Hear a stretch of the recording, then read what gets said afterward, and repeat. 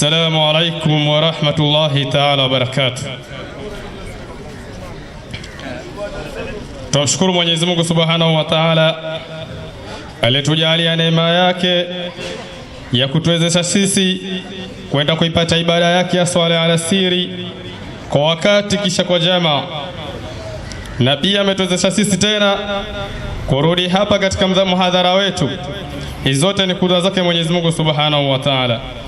Bila kupoteza wakati, waja wa Allah, siku ya leo ni siku ambayo kwamba muhadhara wetu utakuwa ni wa aina ya mdahalo, na katika mdahalo kama huu, kichwa cha mdahalo wenyewe ni ipi dini ya haki baina ya dini ya Kikristo na dini ya Kiislamu. Kabla hatujaingia katika mdahalo, tuanza kwa maombi. Namuomba mwinjilisti Jeremia awe mwenye kutuongoza kwa maombi kwanza, na ndio baadaye tuongozwe na shekhe wetu ama ustadhi wetu Muhammad Abdul Karim. Mwinjilisti Jeremia.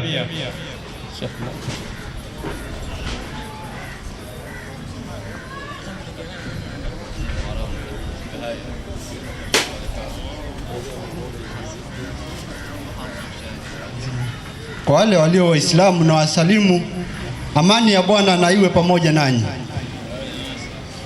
Kwa Kristo, Bwana Yesu asifiwe.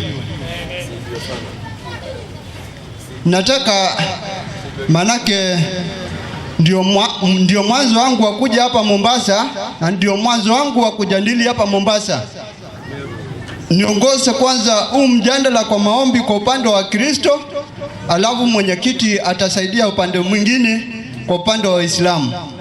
Kwa wale wa Kristo tunaweza kuomba: Bwana wetu aliye juu mbinguni, utuongoze kwa yale yaliyotuleta hapa, si kwa ajili ya mahitaji yetu, bali kwa ajili ya mahitaji yako.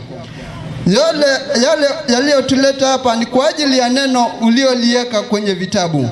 Utuongoze kwalo, nalo litakapotimia mahali hapa likapata kuonekana mbele hata kuendelea. Sisi ni wapandaji tu wa kunena kwa yale umetia katika vinywa vyetu, na kwa yale umetia tu kwenye vitabu vyako. Katika jina la Yesu ukadhihirishe na ukatawale, watu wakafunguke macho wakapata kuona mwanga wako. Katika jina la Yesu nimeomba na kuamini, amen. Amen. Tukushukuru mtumishi. Pande hii. Ndio. Tunashukuru mtumishi kwa maombi yako. Sasa ni upande wa Waislamu kuongozwa na maombi. Tunaye shekhe wetu Sheikh Elias Omar ambaye kwamba atakuja mbele na tuongoze sisi Waislamu kwa maombi. Tafadhali Sheikh.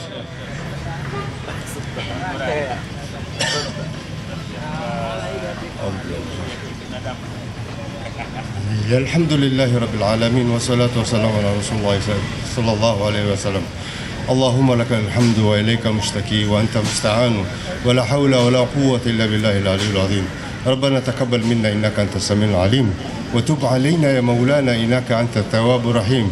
ربنا لا تزغ قلوبنا بعد إذ هديتنا وهب لنا من لدنك رحمة إنك أنت الوهاب.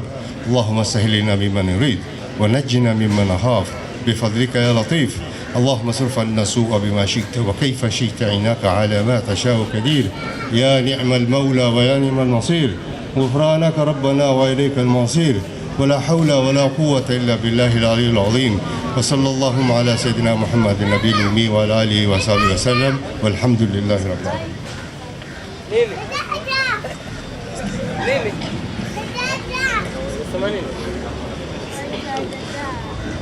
Tukianza mjadala huu, kwanza kwa ndugu zetu wa Kristo tumewachangia nafasi upande wa walimu wao kule waweza wakaenda wakakaa wakifuatilia mdahalo huu. Mdahalo huu katika uelekezi wake ama katika sharti zake za mdahalo huu, kulingana na kichwa cha mdahalo cha sema ni ipi dini ya haki baina ya dini ya Kikristo na dini ya Kiislamu. Wale wahadhiri wa Kikristo watakaposimama tafadhali twawaomba mueleze umma huu ambao kwamba umehudhuria muhadhara huu kupitia maandiko kuthibitisha Ukristo dini ya haki ndani ya kitabu chenu Biblia, na wahadhiri upande wa Kiislamu wakisimama waeleze Uislamu ni vipi imekuwa hiyo ni dini ya haki kupitia kitabu ama vitabu tuseme kwa jumla. Kwa hivyo hii ndio sharti ya mdahalo, isije kawa fitina mwisho tukaleta vurugu. Tafadhalini tufuate masharti. Dakika za kila mwongeaji ni dakika 20, hazitazidi wala hazitapungua. Kwa hivyo tangazo lingine, naona upande wa meza speaker kuna CD. Kwa hivyo yule mwenye kutaka CD atamwona bwana wetu Akasha, mashaikh wetu Akasha aweze kuchukua CD pale. Mdahalo wenyewe waanza na upande wa Kristo. Nitamkaribisha mwinjilisti ama mchungaji Jeremia aweze kuchukua maiki aendeleze na mdahalo. Je, kama pia una msomaji mkaribishe kwenye meza.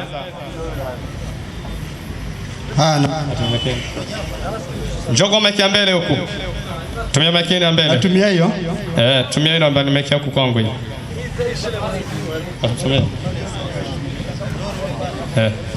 Tafadhali. Dakika 20 kwa kila mwongeaji. Nachunga wakati.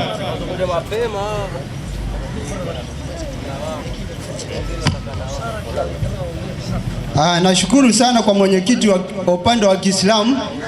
Kwa upande wa Kikristo hatuna mwenyekiti, lakini ni kwa maandalio ya Waislamu, manake kila kitu ni chao. Na tunashukuru sana kwa kuandaa huu mkutano ili watu wapate kuelewa na kujua ule ukweli.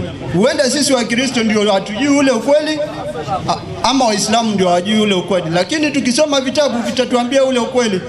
Wacha tuangalie katika dini ya haki, kana dini ya kweli katika Biblia na katika Korani. Ni dini ipi ya kweli ya Mwenyezi Mungu? Kitu cha kwanza tuwezi kwenda kuangalia katika ule ukweli ati hii imeteremuka tu ni kweli. Huo msemo haupo, lakini katika angano na utabiri ndio tunapata kuanza katika utabiri wa Mwenyezi Mungu. Anasema nini katika hii mambo ya dini ya kweli? Kana hii mambo ya ule ukweli utokao kwake. Hebu msomaji.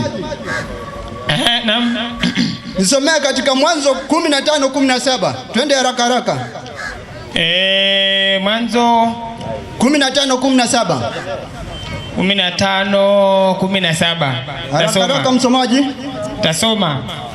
Ikawa jua lilipokuchwa likawa giza, tazama tanuru ya moshi. 9:15 msomaji. Mwanzo 9:15. Samahani. 9:15. Mpaka 17. Haraka haraka msomaji. Nami nitalikumbuka agano langu.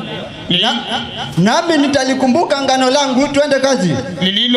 Lilioko kati yangu na ninyi, na kila kiumbe hai katika wote wenye mwili, na kila kiumbe chote na kila kitu chote kwa viumbe vyenye mwili.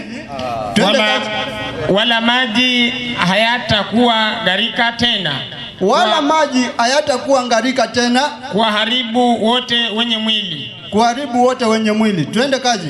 Basi huo upinde utakuwa uinguni, nami nitauangalia nipate kulikumbuka agano langu milele. Angano la Mungu katika hiyo aya inaonekana itapata kukumbukwa na Mwenyezi Mungu tu peke yake, angano ambalo alitaisha. Na ni agano gani msomaji? Lilioko kati ya Mungu na kila kiumbe hai katika wote wenye mwili, na kilichoko duniani, katika nchi na katika Mungu akamwambia Nuhu, hii ndiyo ishara ya agano ya milele ninaloliweka kati yangu na wote wenye mwili walioko katika nchi.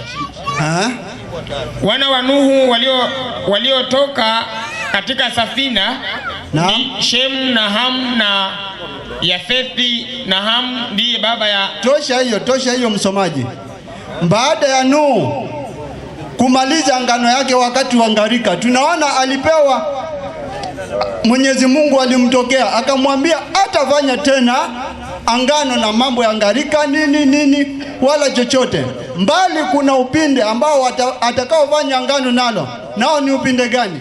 Msomaji, hebu tuangalie katika huu upinde utakapokuja kuisha, ndio tuangalie hiyo njia ya kweli ndio ipi. Nisomee 21:25 Ufunuo. Haya, wakati unafungua hiyo, naomba pale tumeweka viti, vile viti pale, tunaomba wale wa Kristo waliohudhuria, ndugu zetu wale wa Kristo wale, tena viti vingine viongezwe. Huu muhadhara haswa sio Waislamu. Waislamu wanataka wa Kristo waje kwa Waislamu, au sio hivyo? Kwa hivyo tunaomba tuwakaribishe wa Kristo wa ndugu zetu kwa upendo, kwa amani. Vile viti. Ule ni Mkristo pale alivaa kofia Alivaa kofia. Ni Mkristo karibu sana. Wasaweki hicho ni kitu chako hicho. Mwingine Mkristo mwingine, mnyosha mkono kama ni Mkristo. Mkristo ndugu, karibu ndugu. Viti vile pale bwana. Mko na mapasta. Huyu ndugu anaangalia kando. Huyu ati anaangalia huko barabarani. Ndugu karibu. Muda wako nimeusimamisha. Karibu. Mkaribisha. Viti vile pale. Tunaongeza viti vingine. Kila Mkristo akija katika mkutano huu anaketi vizuri, anasikiliza. Karibu. Ndio maana yake. Sasa mnawasimamisha huko nje kwa nini Waislamu? Viti vingine viende pale. Wakaribishwe ndugu wa Kristo pale. Kila Mkristo aketi hapo. Mko na wachungaji hapa, mko nao hapa. Naam. Very good. Ubarikiwe. Viti pale. Vinatosha hivyo. Chengine hicho. Very good. Bas, vinatosha. Mkristo mwingine anakaribia hapo inshallah. Hivyo ndio tunataka. Na watu wakae, wasiwasumbue hao waheshimiwa. Wanayosimama wakae nyuma ya kamba, wanaoketi wakae ndani ya kamba. Very good. Akija Mkristo anaketi hapo vizuri kabisa, mkutano unaendelea. Ubarikiwe. Mwalimu, endelea tafadhali. 21:25 inasemaje msomaji? Twende kazi. Na milango yake haitafungwa kamwe mchana, kwa maana na milango yake haitafungwa tena mchana, humo hamna usiku. Nao wataleta utukufu na heshima ya mataifa ndani yake. Na ndani yake haitaingia kamwe chochote kilicho kinyonge. Tosha. Na ndani yake juu ya ufalme hamtaingia chochote kilicho kinyonge. Kama wewe unatarajia kwenda kwenye ufalme wa Mungu ukiwa na imani haba, hiyo haimo. Wacha tuangalie katika hii njia.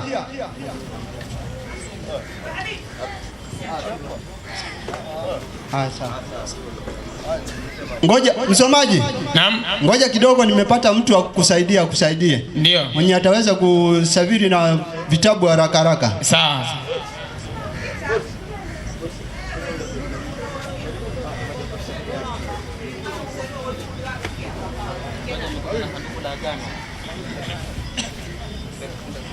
Nashukuru sana kwa Waislamu kunipatia msomaji mwenye ameshawahi kufungua vitabu haraka.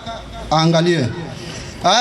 Wacha tuangalie katika mafunzo ya Yesu katika hii njia yenye ukiwa na imani yaba huwezi kuona ufalme wake. Wacha tuangalie Yesu anasema nini katika mafundisho yake. 11:28 katika kitabu cha Mathayo. Twende haraka msomaji. 11:28 Mathayo. Naam. Inasema 11:28. Naam.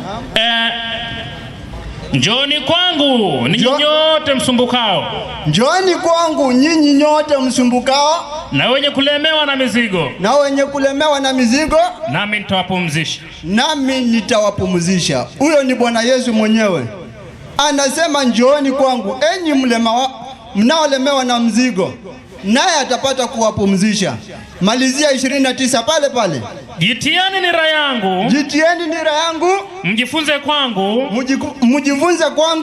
kwa kuwa mimi ni mpole na mnyenyekevu wa moyo, kwa kuwa mimi ni mpole na mnyenyekevu wa moyo. Huyo ni Bwana Yesu anasema yaliyo kweli. Anasema mwende kwake.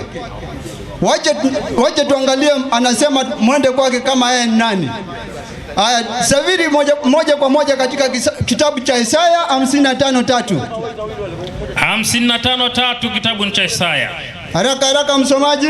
Asema 55:3.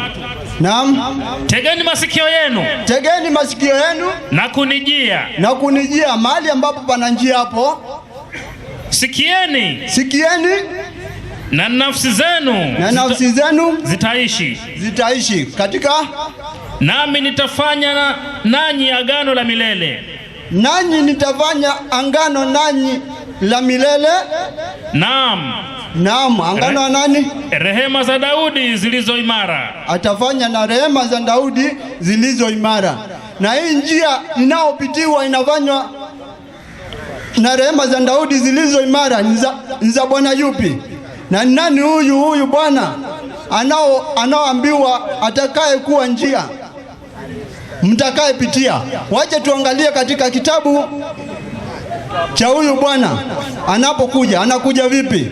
Nipigie moja mbili, kitabu cha Mika 1:2. Nasema Mika 1:2. 1:2 kitabu cha Mika inasema. Naam. Sikilizeni enyi watu wa kabila zote. Sikiliza dunia.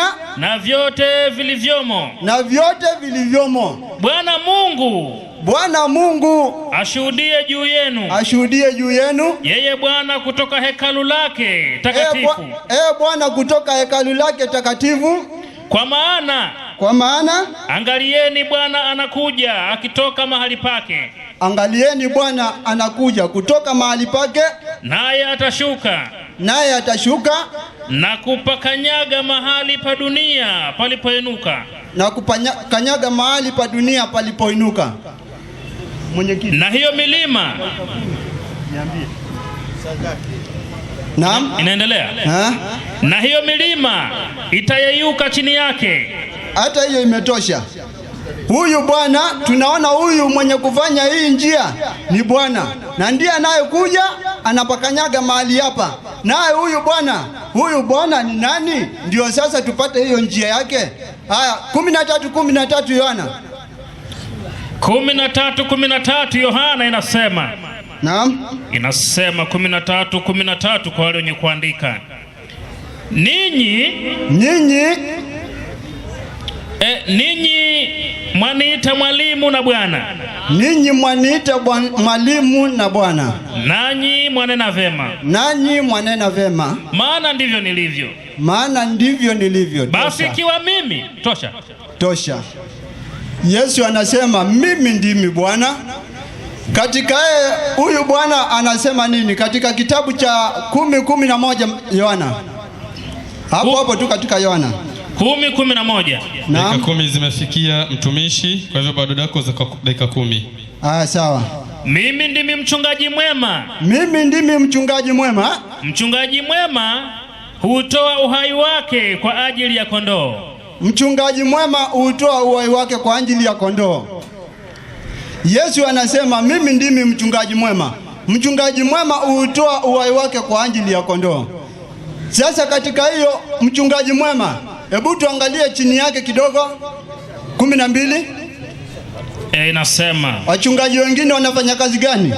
Mtu wa mshahara wala si mchungaji, ambaye kondoo si mali yake. Humwona mbwa mwitu anakuja, akawaacha kondoo na kukimbia na mbwa mwitu huwakamata. Tosha hiyo msomaji. Katika hilo tunaona Yesu ndiye msema kweli. Anasema mimi ndimi mchungaji mwema.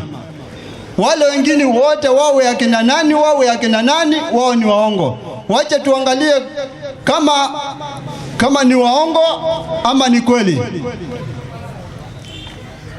Ama wacha nivuke hapo niende moja kwa moja katika vitabu, ndio dakika zangu ziziishe. Nipigie Mathayo 5:17 pale pale tu. 5:17 Mathayo. Naam. Inasema 5:17 kitabu cha Mathayo. Msidhani ya kuwa nalikuja kutangua Torati au manabii. Yesu hakuja kutangua Torati ama manabii. La, sikuja kutangua. Na sikuja kutagua, bali kutimiliza. Bali kutimiliza. Kwa maana amin nawaambia, mpaka mbingu na nchi zitakapoondoka, yodi moja wala nukta moja ya Torati haitaondoka hata yote yatimie. Yodi moja wala nukta moja ya Torati haitaondoka hata yote yatimie. Hata yote yatimie. Bwana Yesu anasema yodi moja wala nukta moja ya Torati haitaondoka, mbali alikuja kutimiliza. Sababu ni ya nani Torati? 5:46 kitabu cha Yohana. 5:46 Yohana inasema, kwa wale wenye kuandika 5:46 kitabu ni cha John. Kwa maana kama mngalimwamini Musa, kwa maana kwamba mngemwamini Musa, mngaliniamini mimi. Mnganiamini na mimi. Kwa sababu yeye aliandika habari zangu. Kwa sababu Musa aliziandika habari za Yesu. Lakini msipoyaamini maandiko yake, mtayaamini wapi maneno yangu? Mtayaamini wapi maneno ya Yesu? Habari zote nataka kudhihirisha kweli, kuanzia wakati wa Musa, kuanzia wapi wala wapi, zilikuwa habari zote zinaandikwa habari za Yesu. Na Yesu mpaka wakati akaja duniani, akasafiri tena kwenda mbinguni, akapaa tena kwenda mbinguni, ilikuwa tu inaandikwa habari yake. Hebu tuangalia katika 4:14 Luka. 4:14 Luka. 4:14 Luka inasema, kwa wale wenye kuandika. Naam. 4:14. Naam. Yesu akarudi kwa nguvu za Roho. Yesu akarudi katika nguvu za Roho. Akaenda Galilaya. Akaenda katika Galilaya. Habari zake zikaenea katika nchi zote za kando kando. Tosha. Habari za Yesu. Hakuna habari ya mtu mwingine. Habari za Yesu. Wale tunaosikiliza sasa hivi, unaenda na habari ya Yesu. Ikaenea kila mahali. Kila mtu amesikia habari ya Yesu. Hakuna atakayesikia habari ya Yesu. Habari ya Yesu inasema nini? Wacha tuangalie katika 14:6 kitabu cha Yohana. Hapo tu. 14:6 Yohana inasema, kwa wale wenye kuandika. 14:6 nasema, Yesu akamwambia, mimi ndimi njia, kweli na uzima. Mimi ndimi njia, kweli na uzima. Mtu haji kwa Baba ila kwa njia ya mimi. Musa akatafuta njia ya Baba kupitia kwa Yesu. Kila kizazi chote kutoka kule kwa Musa mpaka wa leo tunatafuta njia ya uzima kupita kwa Yesu. Hatutafuti mambo ya dunia wala wapi. Hebu nipigie 2:9 kitabu cha Wafilipi. Wafilipi 2:9. Naam. Inasema 2:9 Filipi. Wafilipi 2:9 kwa wale wenye kuandika inasema hivi. 2:9 Filipi. Inasema, naam. Kwa hiyo tena Mungu akawa mtii hata mauti. Naam. Kwa hiyo tena, naam, Mungu akawa mtii. Kwa hiyo tena Mungu akamkirimia. Mungu alimwadhimisha mno. Akamkirimia jina lile lipitalo kila jina. Naam. Ili kwa jina la Yesu kila goti lipigwe, na vitu vya mbinguni na vya duniani na vya chini ya nchi kabisa, na kila ulimi utakiri ya kuwa Yesu Kristo ni Bwana, Yesu Kristo ni Bwana. Kwa utukufu wa Mungu Baba. Kwa utukufu wa Mungu Baba. Dakika bado 3 mtumishi. Naam. Kila goti litapigwa na kila mtu, kila goti, kila kinywa kitasema Yesu ni Bwana. Hakuna kusema mimi nilikuwa Muislamu, mimi nilikuwa Mkristo, mimi nilikuwa Baniani. Kila goti litasema Yesu ni Bwana. Bila hiyo hakuna kuingia mahali pa uzima. Haya, nataka tuangalie katika kitabu cha Korani sura ya 46. Nataka tuangalie aya moja tu ndio akuja hapa Teresa. Huyu mwenyekiti akialika msomaji wake, nataka kuja hapa Teresa kidogo. 46:9 hapo 46:9. Bismillahirrahmanirrahim. Sema mimi si kiroja. Mimi si kiroja, yani si mpya katika mitume. Si mpya katika mtume. Mpya. Wala sijui nitakavyofanywa mimi. Wala sijui nitakavyofanywa mimi. Wala mtakavyofanywa nyinyi. Wala mtakavyofanywa nyinyi Waislamu. Sifuati ila yaliyofunuliwa kwangu. Sifuati ila yaliyofunuliwa kwangu. Na sikuambia lolote ila ni mwonyaji tu. Na sikuambia lolote ila ni mwonyaji tu. 73 hapo tu. 73:19. 73:19. Nende haraka namalizia hapo. Bismillahirrahmanirrahim. Kwa hakika hii Qur'ani ni mawaidha. Anayetaka atajifanyia njia nzuri ya kwenda kwa Mola wake. Waislamu, nataka niwaonye, mungekuwa Uislamu ni njia ya kweli ya kufika kwa Mungu, ungeambiwa ujifanyie njia nzuri ya kwenda kwa Mola wako. Leo hii nawaita kwa Yesu mpate kujua ukweli. Yesu anasema mimi ndimi njia, kweli na uzima. Uzima huko pale, kweli na uzima. Hakuna ati cha kumbambania njia yako mpaka ati uende kwa Mola wako.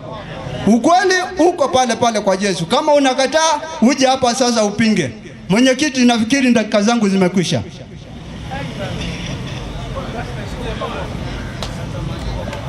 Huyo alikuwa ni mwinjilisti Jeremia ambaye kwamba ameeleza akatoa na aya kwa uwezo alivyojaliwa na Mwenyezi Mungu Subhanahu wa Ta'ala. Kwa kufahamisha namna gani tumekuja na mdahalo huu, ni ndugu zetu wa Kristo jana walituomba tuweke mdahalo ili kupata kuelimishana, tuijue ni ipi dini ya haki katika dini ya Kikristo na dini ya Kiislamu. Kwa hivyo na mdahalo ndugu zetu wa Kristo jana ndio walituomba wakiwa 5, lakini leo naona wamefika 2, wale wengine bado hawajafika, tuwasubiria. Tuendelea kutukusubiria. Kwa hivyo tuweze endelea na mdahalo huu. Kwa sasa muda huu tupata ni muda wa shekhe wetu, mwalimu wetu Ustadh Muhammad Abdul Karim aweze kujaelezea Uislamu. Je, umeelezwa katika vitabu ama Uislamu ni dini ya Mwenyezi Mungu na ndiyo dini ya haki katika vitabu vyake Mwenyezi Mungu Subhanahu wa Ta'ala. Kwa hivyo Sheikh Muhammad Abdul Karim, wakati ni wako, dakika 20 nakupa. Karibia mic. Assalamu alaykum wa rahmatullahi wa barakatuh. Wa alaykum assalam wa rahmatullahi. Alhamdulillah ala kulli hal wa na'udhu billahi min hali ahli an-nar. Kwanza nasema mwalimu aliyetoka hapa tatizo, tunasema marhalatul ibtidaiya, marhala yake, stage yake ni ndogo sana. Ndio maana nasema inna lillahi. Wajua, mukiomba debate lazima kwanza ujijue we mwenyewe ni mzungumzaji. Hilo la kwanza. Sasa pili, uo umejipanga vizuri. Sasa hapa naona kuna upungufu sana. Kwanza msomaji tumewapatia sisi. Msomaji wenu ndoro hapo wasoma ukikatakata maneno. Wewe sio msomaji. Sasa mbona mmeomba debate jana na bado hamjajiandaa? Hebu chukua mic useme. Mpe mic aseme. Sasa umeketi hapo. Sasa keti. Sasa mbona mmeomba debate jana? Maana yake hapa mimi nimeona unajua tunataka tumesikiza, tulikuwa tunahitaji kusikiliza mada Ukristo ni dini ya Mungu. Hiyo ndio mada tulikuwa tunataka kusikiliza, lakini kilichozungumzwa hapa ni kwa kadri ya mwalimu anavyojua mwenyewe, lakini pia uzungumzaji wake kidogo. Nafikiri wewe mwenyewe unanielewa ninachozungumza, si ndio? Yaani kidogo kunatakana mtu mfasaha wa kuzungumza mada. Ndio. Sasa kidogo muadhara ukiwa hivyo, kwetu sisi Waislamu, hasa sisi vijana, tunasema muadhara unalala. Umeelewa Ndio. Tunataka nikikupa unanipa, si ndio? Ndio maana yake. Sasa ndio maana nikawaita nao wengine pia hao ndugu wengine hao. Huyu aliyeketi hapa na wamevaa kofia, hebu chukueni viti mketi pale. Mmoja aketi pale. Huyu usiangalie kule wewe. Huyu aliyevaa kofia. Karibu pale, karibu pale. Okay. Asikuulize maswali, wewe karibu. Welcome my brother. Na huyu mwingine hapa. Wanaogopa. Wanaogopa kabisa. Hebu mpeni msalimie, mpe namsalimia tu. Njoo salimie. Mpe maiki wewe, mpelekee pale. Namsalimia. Habari ndugu, chukua maiki. Habari ndugu. Fresh baba. Habari ya nyumbani. Fresh. Unaitwa nani vile? Mimi. Naitwa Jackson Mudabari. Jackson Mudabari. Jackson Mudabari. Umetoka, hebu chukua maiki. Umetoka sehemu gani ya Kenya wewe? Natoka Meru. Ametoka wewe Jackson. Wewe Jackson wewe umetoka Meru? Jackson katoka Meru. Wewe ndio ambao tunakuona kwenye TV. Jackson. Yule ni jina. Umetoka Meru. Umetuletea nini? Kangeta ama nini, giza ama Kolombo? Salamu.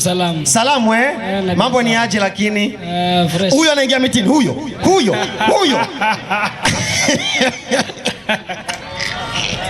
Oya kashonge rekodi kule. Imerekodi. Inna lillahi.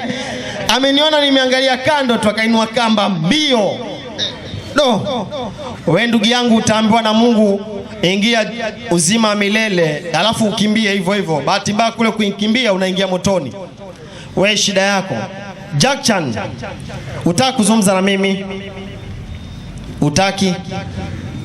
Haya sasa Ndoro. Nasema hivi.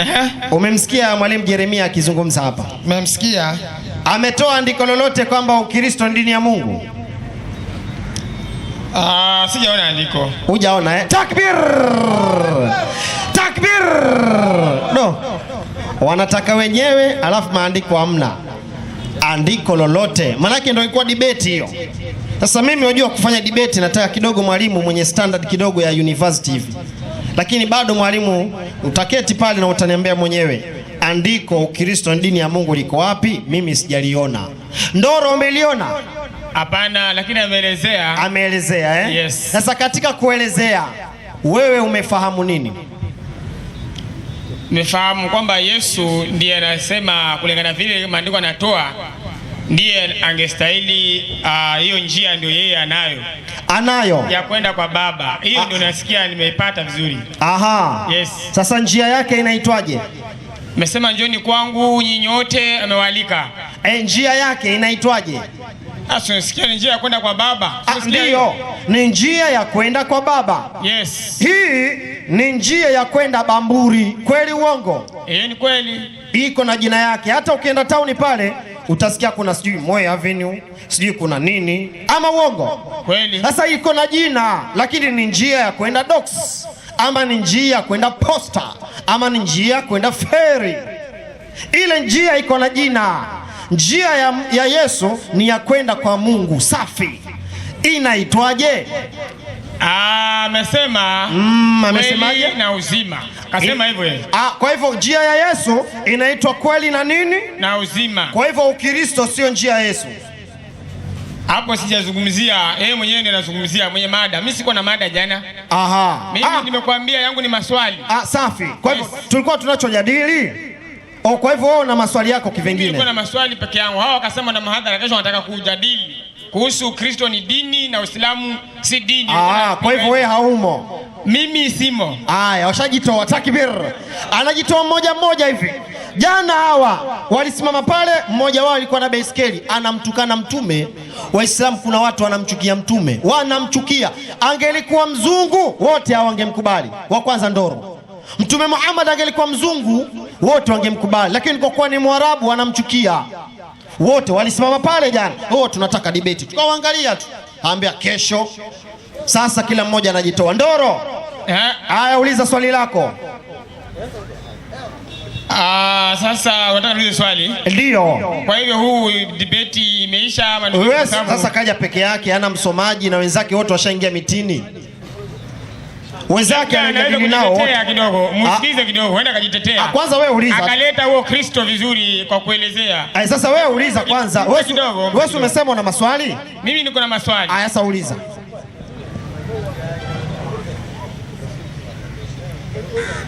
Uko na maswali? Uliza. Niko na maswali ambayo nataka yajibiwe. Na mimi pia nifurahi, nione kama haya. Uliza swali la kwanza. Nipe nini kidogo maana nilikuwa bado. Wewe Ndoro, wewe ukisilimu wewe tutakuita Bilal. Wewe ukisilimu kwanza usura yako hiyo kama la Kiislamu. Alafu tunaomba Waislamu mrudi nyuma kidogo tu hivi.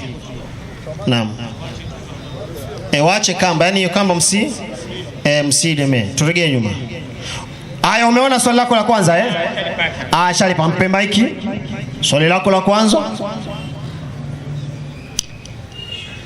Yesu alitupa maagizo matatu. Ya kwanza ametupa kama si wa Kristo ubatizo wa maji mengi, na ya pili akatupa tutawadhane miguu, si kutawadha miguu. Kwa hiyo ya pili ndio nilikuwa nataka kuiangalia, na ya tatu akatuachia agizo la tatu. Haya, sikiliza, unamjua mtu anaitwa Mazinge? Namuona, huwa sijamjua vizuri sana. Hujamjua vizuri Haya, huyo hapa.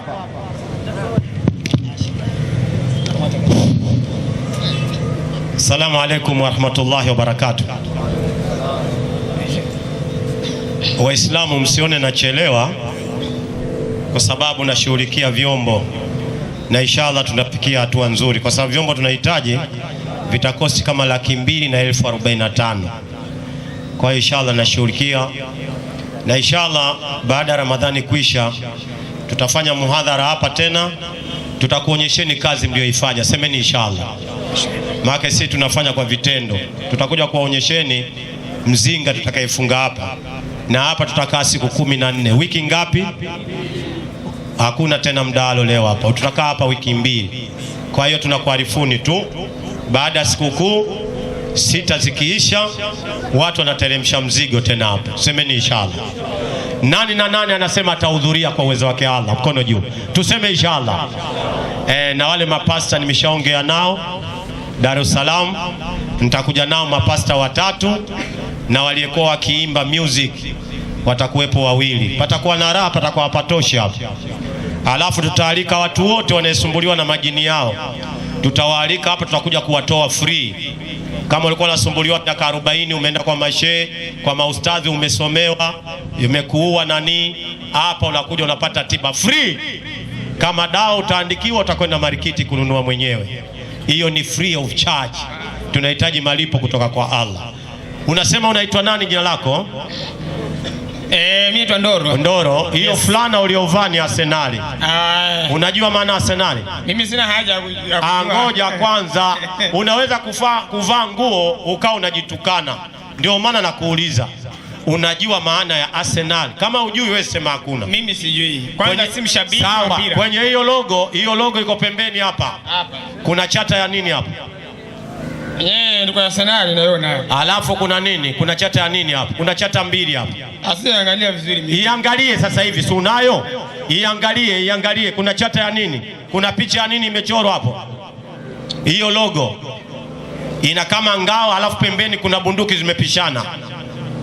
Naona kitu kama hiyo. Umeelewa Unajua maana yake? Sijui. Ujui, unavaa tu. Mimi kustiri tu. Wewe unavaa tu ujui. Alafu imeandikwa Gunners. Unajua maana ya Gunners? Mimi sijui. Ujui, unavaa tu. Mimi navaa kujistiri mwili. Unajistiri mwili Yes. Unajistiri mwili peke yake. Unawatangazia watu wapiga bunduki watengeneze wawaue watu duniani, ndio maana yake. Make Arsenal ndio wanatengeneza bunduki za kuua watu, Waarabu wapi zinatengenezwa hapo. Arsenal sio klabu. Arsenal ni sehemu za kuhifadhiwa bunduki, ndio inaitwa Arsenal. Umeelewa? Hiyo nimesema. Ndio wale wanaitwa wapiga bunduki. Umeelewa? Ndio maana kuna chata mbili hapo za bunduki. Sawa. Sasa kesho nitakuelezea Chelsea, Mungu akijalia nitakuelezea na Man U. Umenielewa? Lakini vyote tumekwenda shule. Sawa? Ndio. Haya, wewe dini gani? Mimi ni Mkristo. Kuua ni halali? Hapana. Hapana. Kwa nini umevaa fulana ina chata ya bunduki? Mimi nakwambia wewe jibu, sikiliza kwanza. Mimi ninachokuuliza nataka ujibu. Kwa nini umevaa fulana ina chata ya bunduki? Sasa hiyo mashtaka mimi sijajua, kwa sababu mimi nimevaa kujistiri mwili. Umejistiri Haya, sawa. Swali lako la kwanza. Yesu ametupa maagizo matatu. Ataka twende polepole ni apate vizuri. Ametupa ubatizo, mtu yote atakayeamini huyo Yesu apewe ubatizo wa maji mengi, akabatizwe katika jina lake Yesu.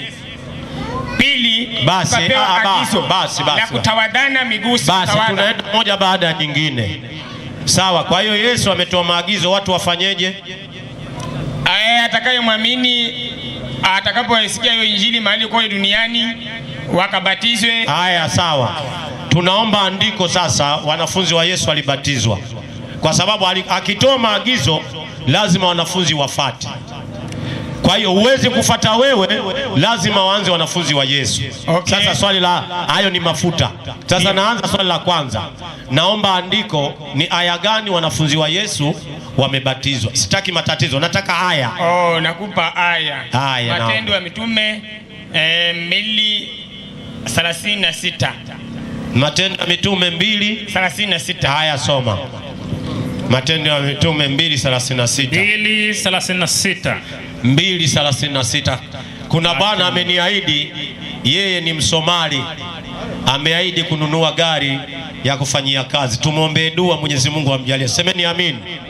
Watu wenye jua kutafuta pepo, anatoa gari mpya kufanyia kazi kabisa, itaandikwa Dawat Islamia kabisa, afu kunyuma itaandikwa Safi. Soma hiyo. Nasema, basi nyumba yote ya Israeli na wajue yakini ya kwamba Mungu amemfanya Yesu huyo mmemsulubisha kuwa Bwana na Kristo. Amen. Walipoyasikia haya wakachomwa mioyo yao, wakamwambia Petro na mitume wengine, tutendeje ndugu zetu? Petro akawaambia, tubuni mkabatizwe kila mmoja kwa jina lake Yesu Kristo, mpate ondoleo la dhambi zenu, nanyi mtapokea kipawa cha Roho Mtakatifu. Kwa kuwa ahadi hii ni kwa ajili yenu na kwa watoto wenu na kwa watu wote walio mbali na kwa wote watakaoitwa na Bwana Mungu wetu wamjie. Umesikia? Hii ahadi haikuwa kule Israeli. Amesema ahadi hii ya ubatizo. Sikiliza bwana, ni kwa ajili yenu. Sikiliza swali na kuuliza. Ahadi imeshatolewa tayari. Wapi wanafunzi wa yetu wakaitekeleza ahadi hiyo? Tayari mbatizwe, nakubali. Wapi wanafunzi walibatizwa? Imebatizwa hawa katika moto na Roho. Aya, sio wewe, lete aya. Hebu twende moja. Matendo 1. Haya. Namna gani? Twende. Matendo 1 ngapi? Una ya hiyo. Basi hao ukikuta wanavyodanganyana kanisani. Haleluya. Bwana Yesu asifiwe. Muhammad hafai, kalala Maka Madina. Wanafiki kweli. Toa hiyo haya. Uongo hapo, nataka kutuua kwenye maji, si hapo. Matendo 2 hapo mwanzo. Wewe unatafuta Matendo 2:1. Sawa. Haya, soma. Haya, soma. 2:1 nasema, hata ilipotimia siku ya Pentekosti, walikuweko wote mahali pamoja. Kukajaa ghafla toka mbinguni ulimi kwa hakuna ulimi hapo, hakuna ulimi. Uvumi kwa uvumi wa upepo wa nguvu ukienda kasi. Akaijaza nyumba yote, ukijaza nyumba yote waliokuwa wameketi. Kukawatokea ndimi zilizogawanyikana kama ndimi za moto uliowakalia kila mmoja wao. Wote wakajazwa Roho Mtakatifu, wakaanza kusema kwa lugha nyingine kwa Roho alizowajilia kumtamka. Ngoja akusaidie huyu Mohamed, naona umechoka. Kaa hapa akusaidie huyu Mohamed. Kaa hapo. Kaa hapo hapo, usiondoke. Kaa hapo hapo. Au njoo huko. Mwachie Mohamed. Mwachie Mohamed. Alafu Mohamed akija huku unakwenda. Soma Mohamed.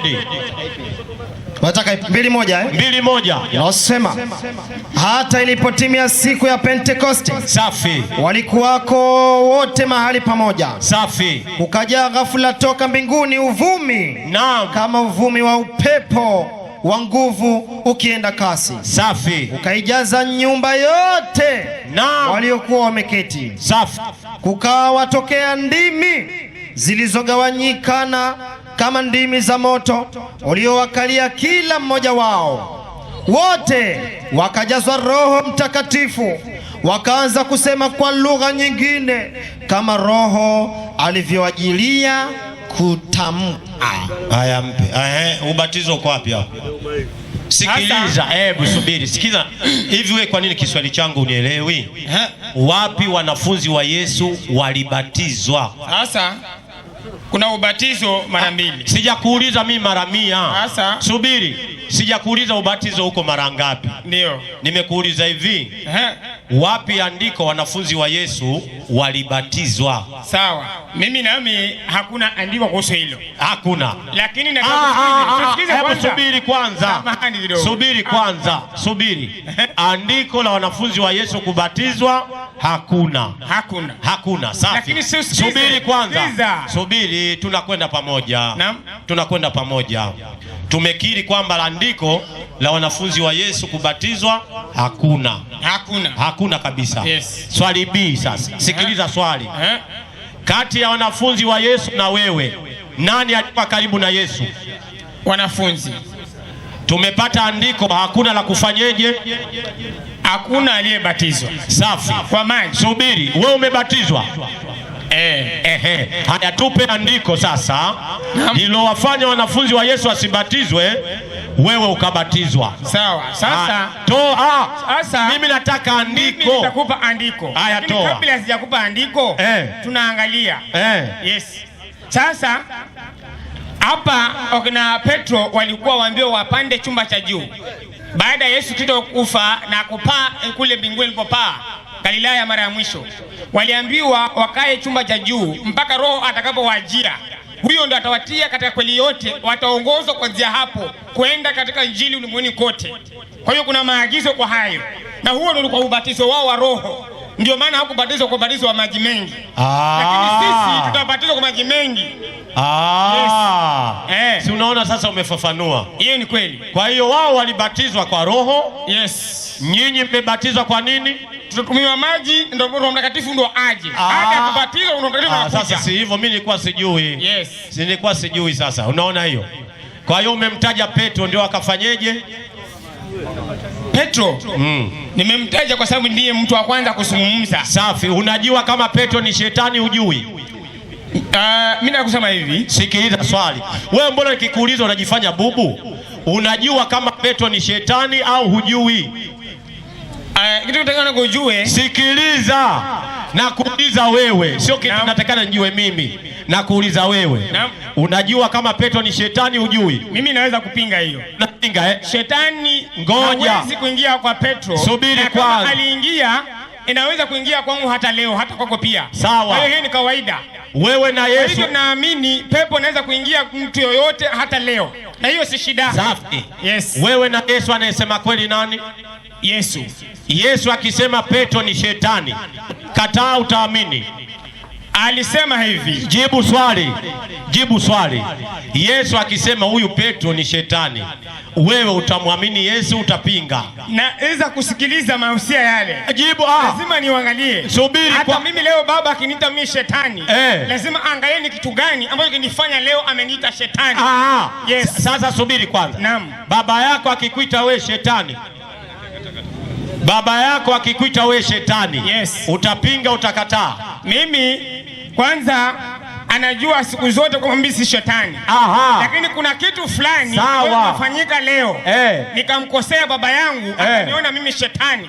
Kwa hiyo kinaambia hivi, haijamaanisha mimi ni shetani, bali ile roho chafu ambayo imeingia saa hiyo. Kwa hiyo baba yako atapokuita shetani, baba yako atakuwa muongo. Sawa? Sio sawa. Sio sawa. Hebu kidogo. Subiri. Mimi najua Kiswahili. Subiri. Kwa hiyo baba yako akikuita shetani, atakuwa kapatia. Sawa? Atakuwa ameona lile jambo linatokea kwangu leo, hivi ikaonekana kwangu kuna kitu fulani kimekoseka. Kwa hiyo si mimi mbaya, kuna roho mbaya imeingia sasa. Sasa huyu mwanangu ni shetani. Sasa nimekuelewa. Swali si ndio Yesu kama nikikupa andiko yeye hautambui ubatizo, utasilimu? Yani hautambui ubatizo aliyouagiza? Ndio. Aliyouagiza? Ndio. Mimi taslimu. Utasilimu. 21:23 Mathayo. 21:23 Mathayo. 21:23 Mathayo nasema. Sikiliza hapa ndugu. Sikiliza hiyo. Hata alipokwisha kuingia hekaluni, naam, wakuu wa makuhani na wazee wa watu wakamwendea alipokuwa akifundisha. Safi. Wakasema, safi, ni kwa amri gani unatenda mambo haya? Wanamuuliza Yesu, ni kwa amri gani unatenda haya? Naye ni nani aliyekupa amri hii? Ni nani aliyekupa amri hii? Yesu akajibu akawaambia. Yesu akajibu akawauliza, na mimi nitawauliza neno moja. Mpe. Yesu anasema na wao anataka waulize nini? Neno moja. Mpe. Neno lenyewe nini? Ambalo mkinijibu nami nitawaambia ni kwa amri gani ninatenda haya. Neno gani hilo? Ubatizo wa Yohana ulitoka wapi? Mpe. Haya, jibu. Ulitoka kwa Mungu. Andiko. Hiyo ni sahihi. Sasa lete andiko, msogezee Biblia hiyo hapo. Lete andiko, ubatizo wa Yohana umetoka kwa Mungu. Hebu kidogo kwanza. Toa andiko. Hebu kidogo kwanza. Hapa tunataka kuzungumzana. Na nashukuru sana kwa sababu hii ilikuwa ni pigo kwao. Wakasemezana kule. Hebu sema hapo haya hapo. Ndoro. Usimuongezee maneno ya Yesu. Sawa. Subiri. Utapata dhambi. Yesu anauliza nini? Ubatizo wa Yohana ulitoka wapi? Safi. Subiri kwanza. Subiri. Yesu haujui, ndio maana akauliza ubatizo wa Yohana ulitoka wapi? Mbona na uona tu ulitoka wapi? Wewe umesema umetoka wapi? Ulitoka kwa Mungu. Andiko. Mungu anasema. Subiri. Lete andiko. Mungu anasema wanadamu mbatizwe. Lete andiko. Tulia. Mimi nitakupa maandiko. Mimi sitaki maneno. Tunataka kumaliza hilo somo. Sawa. Lete andiko. Nipe kidogo nafasi. Nakupa. Wale waliokuwa wanamwambia hayo maswali walijibu namna gani ili nami nijibu hilo swali lako? Haya, mpe walivyojibu. Mpe walivyojibu. Haya yote hiyo. Mpe. Kujua walijibu vipi. Sikiliza walivyojibu. Endelea. Ubatizo wa Yohana ulitoka wapi? Safi. Ulitoka mbinguni au kwa wanadamu? Safi. Wakahojiana wao kwa wao. Ndio. Wakisema tukisema ulitoka mbinguni atatuambia mbona basi hamkumwamini? Safi. Na tukisema ulitoka kwa wanadamu tutaogopa mkutano. Wakasema maana watu wote wamuona Yohana kuwa nabii. Safi. Wakamjibu Yesu wakisema nini? Wakisema nini? Hatujui. Mpe maiki. Mpe. Subiri. Walivyoulizwa wale ubatizo ulitoka wapi? Hiyo. Walijibuje? Hatujui. Hawajui. Sawa. Subiri sasa. Subiri. Naam. Waliyekuwa karibu na Yesu wamesema ulitoka ubatizo wapi? Hawajui. Hawajui. Yes. Wewe unasemaje? Unajua? Na mimi nasema hivi. Subiri kwanza. Sikiza. Mimi. Ndoro. Taratibu. Waliyekuwa na Yesu wanasema hawafanyeje? Hawajui. Wewe uliyekuja baada ya miaka 2000 unasemaje? Sikiza kidogo. Jibu kwanza swali. Sikiza kidogo. Hakuna cha kusikiliza. Jibu kwanza. Jibu kwanza. Utaitia majaribuni. Wanasema tuangalie hawa watu majibu yao. Kwanza, nami ni kujibu vizuri. Wamesema tukisema kwamba ulitoka kwa Mungu, hatukumwamini Musa kwa ile maagizo na Yohana hatukumwamini. Wakati ule akisema njoni mbatizwe, wengi hawakuwa wamwamini. Wakasema pili, tukisema ulitoka kwa mwanadamu, hawa watu wote watatupiga mawe. Sasa subiri Ndoro. Kwa hivyo hawa watu walikuwa na ujuzi. Wewe leo huo ubatizo na kufurashi na leo tunajua na huo ubatizo. Sasa tukuulize, nini maana ya ubatizo? Ubatizo ni ondoleo la dhambi. Safi kabisa. Yes. Safi kabisa. Naam. Kwa hiyo kila anayebatizwa anaondolewa nini? Dhambi hizo alizotenda baada hata hivi sasa. Very good. Muda ule mpaka hivi sasa. Safi kabisa. Yes. Yesu alibatizwa. Yesu alibatizwa. Safi. Na ulisema ukibatizwa unaondolewa nini? Dhambi zote. Haya, tutatenda awali. Tutajie dhambi aliyofanya Yesu mpaka akabatizwa. Sawa. Sikiliza kidogo. Tutakwenda hapo. Chukua maiki mwambeni. Mimi sitaki maneno na usikize unavyokuuliza. Mwenyewe umesema anayebatizwa anaondolewa dhambi. Yesu kabatizwa. Watajie Waislamu ni dhambi gani aliyofanya Yesu mpaka akabatizwa. Mpe maiki. Sawa. Sawa kabisa. Nami nisikize hapa. Lazima tusikizane. Narudi pale kwa maandiko. Hebu chukua maiki mwambeni. 38:3 Ayubu. Jifunge kiuno kama mwanamume. Safi. Maana mimi nitakuuliza neno. Nawe uniambie. Mpe maiki. Biblia inasema ukiwa mwanamume ukiulizwa ufanyeje? Nikwambie. We ni mwanaume? Yes. Safi. Yesu alibatizwa, alifanya dhambi gani? Jibu, wewe si mwanaume. Alijibu hivi.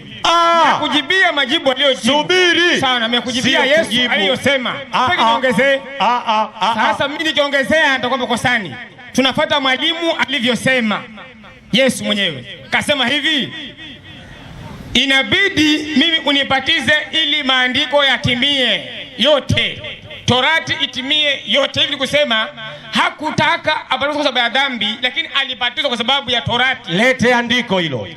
Hapo wakati wa kubatizwa bizi andiko gani? Lete hilo andiko. Yohana alipobatiza. Wacha. Mwalimu nisomee hiyo. Wacha. Sasa maliza kabisa, tuendelee swali lingine. Maliza kabisa. Mungu na binadamu anayebatizwa nani? Mungu na binadamu anayebatizwa nani? Swali hilo uliza sio? Yes. Nataka jibu kwanza swali. Jibu swali nalokuuliza. Naam. Jibu swali nalokuuliza. Naam. Mungu na binadamu anayefaa kubatizwa nani?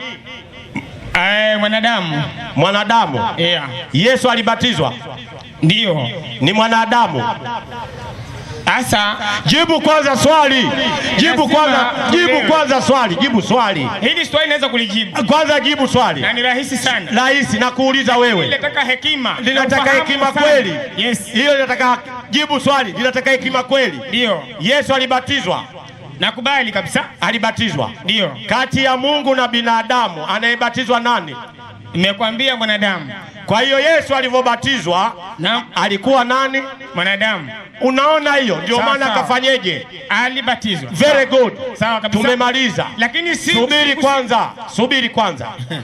Ubatizo ni sheria ya nani? Sheria hiyo ya ubatizo ilitolewa na Mungu. Safi. Sheria za Mungu ziko ngapi? Sikiliza. Jibu swali. Na mimi nataka usikilize kidogo. We. Jibu swali. Kuenenda safari tunakwenda. Utanivuruta na tunumiza. Nasema hivi. Pole. Nasema ukivunja sheria ya Mungu unafanyeje? Ukivunja sheria ya Mungu unafanyeje? Wewe ni mhalifu. Unastahili kuadhibiwa. Ili ubatizo iwe sheria. Naam. Ili ubatizo iwe sheria, atakayevunja awe mhalifu. Ubatizo ni sheria ya ngapi? Sasa sikiza. Jibu swali. Jibu kutoka enzi zile. Hebu tusome Malaki. Sijakuuliza enzi. Okay. Sijakuuliza. Nafuta hayo. Subiri. Nasema hivi. Naam. Unafahamu kama kuzini ni sheria ya Mungu? Ni sawa, nakubali. Kuua ni sheria ya Mungu. Kuiba sheria ya Mungu. Ubatizo sheria ya Mungu. Andiko. Sasa tulia. Jibu swali we. Na mimi nakupa. Usinipe. Sina haja nayo hiyo. Usinipe. Nasema hivi. Ubatizo ni sheria ya ngapi? Sasa na mimi umewaona hawa? Umewaona hawa? Subiri kwanza. Subiri kwanza. Subiri. Kama nataka kutafuta hiyo, subiri kwanza. Nitakupa amri nyingine ambayo kwa Biblia kwa hapa hakuna. Subiri sasa. Amri 10 hakuna na imeongezewa. Na iko mpaka leo. Safi. Sasa kama hiyo utaitoa pia, basi ni sawa. Sasa sikiliza. Na mimi nakupa hiyo. Kati ya Wakristo na Waislamu wanaobatizwa kina nani? Wakristo. Safi. Safi. 4:2 Yohana. Mimi sibatishi hapa. 4:2 Yohana 4:2 inasema. Inasemaje? Lakini Yesu mwenyewe hakubatiza. Mpe. Biblia inasema Yesu hakufanyeje? Hakubatiza kwa sababu. Wewe subiri. Sitaki mimi sababu. Sitaki. Sitaki sababu. Lazima ziwe sababu. Subiri. Ukinisema unanisukuma. Subiri. Sababu iko wapi? Nasema hivi. Andiko linasema lakini Yesu hakufanyeje? Hakubatiza. Endelea hapo chini nasemaje? Endelea. Naendelea ikisema bali wanafunzi wake. Mpe. Waliobatiza kina nani? Wanafunzi. Safi. Yeye akishuhudia. Safi. Kwa hivyo kendo hicho kama ni kibaya, tumemaliza. Yesu hangeshuhudia. Tumemaliza. Angetoka hapo. Tumemaliza. Kwa hiyo kati ya Yesu na wanafunzi waliobatiza kina nani? Wanafunzi. Yesu 11:29 Mathayo. 11:29 Mathayo. Jitieni nira yangu. Safi. Mjifunze kwangu. Safi. Kwa kuwa mimi Yesu ni mpole na nani? Na mnyenyekevu wa moyo. Mpe. Yesu anasemaje? Mpole na mnyenyekevu wa moyo. Alafu anasemaje? Mjifunze kwangu. Haya, tumemaliza. Swali la pili. Tumejifunza kwake, hakubatiza. Swali la pili. Unanitolea macho? Swali la pili. Sawa, mimi nitakwambia la pili, lakini nataka kukwambia swali la pili la ubatizo limekwisha. Swali la pili. Usiwapeleke Waislamu jahannam. Kule Mto Songwe, Mbeya, wachungaji walimchukua mtu kwenda kumbatiza. Wakampeleka Mto Songwe, yuko Mbeya huko. Yanakotoka mahindi hapo Maizimbila ananunua mengi sana. Mbeya huko. Wakampeleka, kuna mto mmoja unaitwa Songe, siku ya Jumapili. Wachungaji wakasimama kwenye maji nje, anayebatizwa ndani ya maji. Wakamwambia ingia kwenye maji, wakamuinamisha, tunakubatiza kwa jina la Baba, Njumbwi, wakamtoa. Na la Mwana, Njumbwi, wakamtoa. Ile na Roho Mtakatifu anatoka hivi, anatoka na shati, mamba kamchukua mtu. Songwe huku. Wewe unafanya mchezo wewe. Sawa. Haya, swali la pili. Swali la pili, Yohana 13:1 kuhusu kutawadhana miguu, ambapo nyinyi mnatawadha miguu yenu, bali hapa Yesu ameacha itawadhane miguu. Mimi ni kutawadha miguu na nikufute. Subiri. Kutawadhana maana yake ni kufundishana. Kwa mfano sije kuongeza. Haya, subiri. Tutaangalia maandiko hapa. Mimi hivyo. Hebu subiri sasa. Sawa. Kwani mimi si unajua mimi nitakuwa mapema. Kwa hiyo Bwana Yesu anasema tufanyeje? Tujifunze kwake. Tutawazane, sawa? Kwa hiyo tukitawazana tutakuwa tumejifunza kwa nani? Kwa Yesu. Safi kabisa. Safi. Nini maana ya kutawadha? Kutawadha iko hapo Biblia, utasikia mwenyewe akisema. Ni nini? Kutawadha ni kumuosha mtu miguu. Umemuona maneno yako? Hiyo ndio inasema. Soma nyuma Biblia huko neno tawadha. Sasa subiri, saa 12 kasoro. Subiri kwanza. Tawadha. Sikiliza maana ya neno tawadha. Nawa. Oga. Mbele ya kusali. Mpe. Chukua maiki. Nini? Ulikuwa hujaiona? Kwa hiyo ukiona mtu anatawadha, maana yake anafanyeje?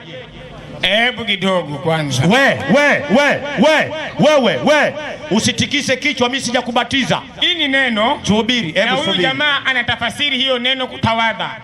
Maana yake nini? Rahisi. Unasikia vile nimesema? Maana yake nini? Ameitoa rahisi akasema ni kunawa. Kuoga. Mbele.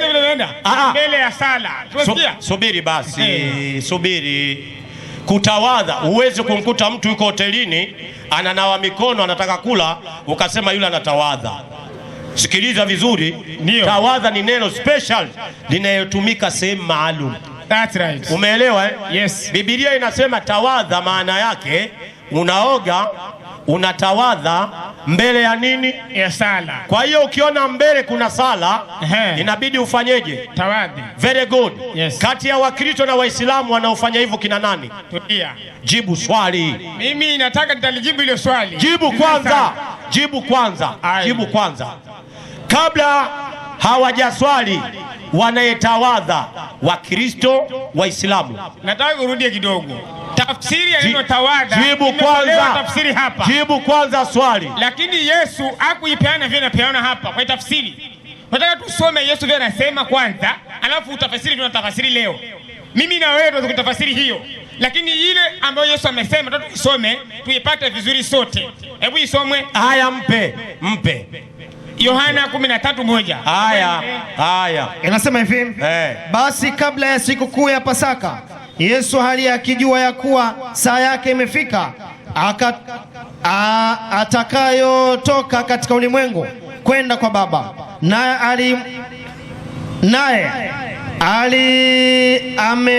amewapenda watu wake katika ulimwengu, aliwapenda upeo hata wakati wa chakula cha jioni. Naye Ibilisi amekwisha kumtia Yuda mwana wa Simeoni Iskariote moyo wa kumsaliti. Yesu hali akijua ya kuwa Baba amempa vyote mikononi mwake na ya kuwa alitoka kwa Mungu naye anakwenda kwa Mungu, aliondoka chakulani, akaweka kando mavazi yake. Tulia.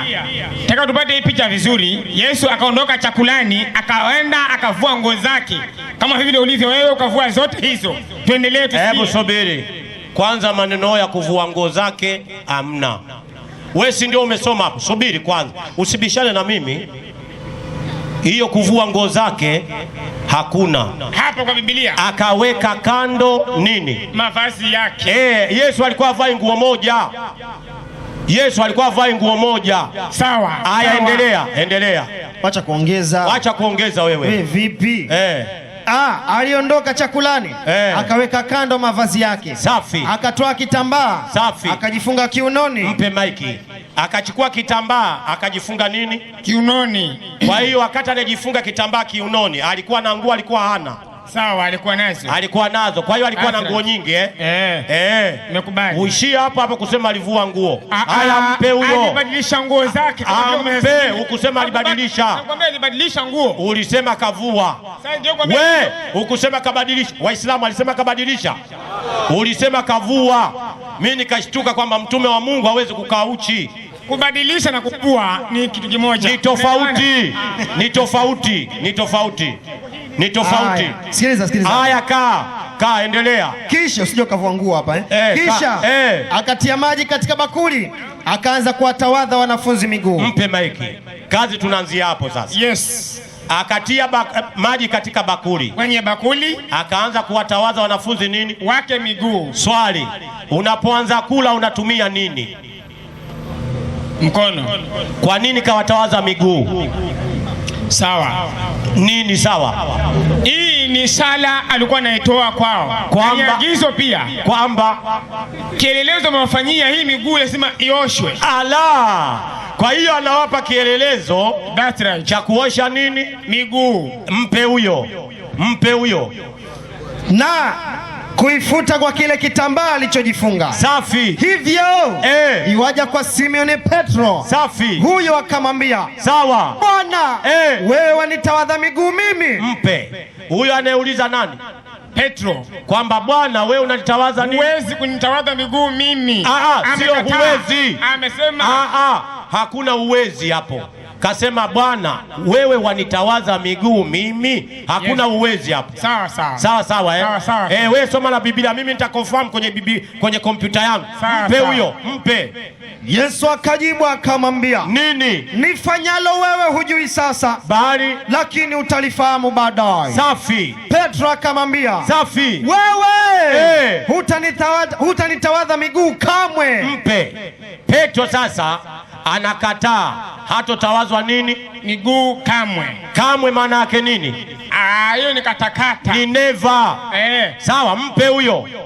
Yesu akamwambia mpe. Ile kamwe Yesu akamwambia sawa. Ndio. Anamwambia nini? Mpe.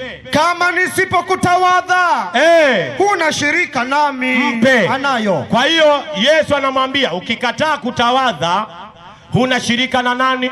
Nami. Nami nani? Yesu. Kwa hiyo yoyote anayekataa kutawadha, yoyote anayekataa kutawadha, hana shirika na nani? Na Yesu. Very good. Tulia. Mpe huyo. Tulia. Nitulie kwa nimeinuka. Mpe huyo. Mpe huyo. Mpe. Mpe huyo. Mpe. Nitulie kwa nimeinuka. Unajibu mwenyewe afu nitulie. Waislamu mimi nimesimama. Mimi si nimekaa. Maliza. Tunamaliza. Simon Petro akamwambia, naam Bwana, si miguu yangu tu safi, hata na mikono yangu safi, na kichwa changu pia. Mpe. Anayo. Kwa hiyo kutawadha, anatawadha miguu, mikono na nini? Na kichwa. Ndio maana utakuta Waislamu wanaweka maji kwenye kichwa mara 3. Sawa. Safi. Mpe huyo. Mpe huyo. Endelea. Endelea kisema. Yesu akamwambia, yeye aliyekwisha kuoga hana haja ile ya kutawadha miguu. Mpe. Yesu anasema ukishaoga huna haja, ila ufanyeje? Kutawadha miguu. Yani ukitoka nyumbani umeoga, huna haja tena. Ukifika sehemu ya ibada utawaze nini? Miguu. Mpe huyo. Maliza. Twende 12 mara moja. Kwa safi. Basi alipokwisha kuwatawadha miguu na kuyatoa mavazi yake na kuketi tena akawaambia, safi. Je, subiri. Je, mmeelewa na haya niliyowatendea?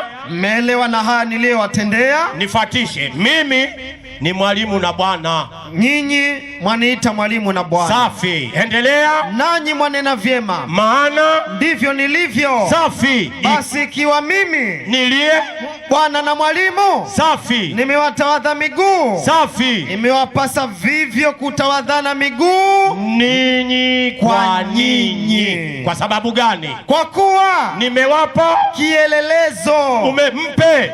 Kwa hiyo alichokuwa anatoa ni nini? Kielelezo. Kielelezo Kiingereza inaitwaje? Sijui mimi. Ujui. Msomi kabisa. Ujui. Ujui. Ujui. Ujui.